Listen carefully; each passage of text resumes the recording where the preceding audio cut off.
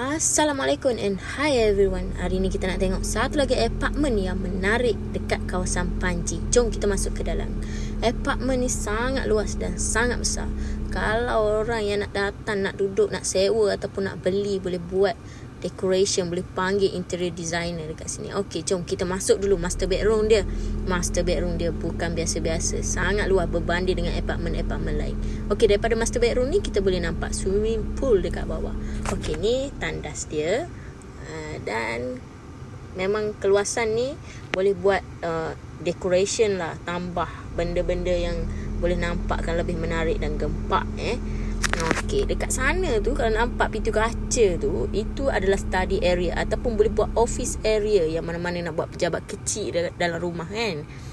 Yang ni unik Unik ni, apartment ni sangat unik. Okey, ni bilik yang ketiga. Kecil lah sikit. Bilik kedua ni luas. Berbanding dengan bilik ketiga tadi. Ni ada satu toilet yang boleh berkongsi. Okey, dekat ujung sana tu pun toilet juga. Okey, ni kitchen area dia.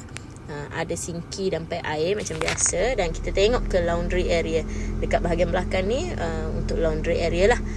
Daripada sini kita boleh nampak swimming pool juga. Kita boleh tengok anak kita kalau bermain dekat luar tu. Boleh pantau dari atas je.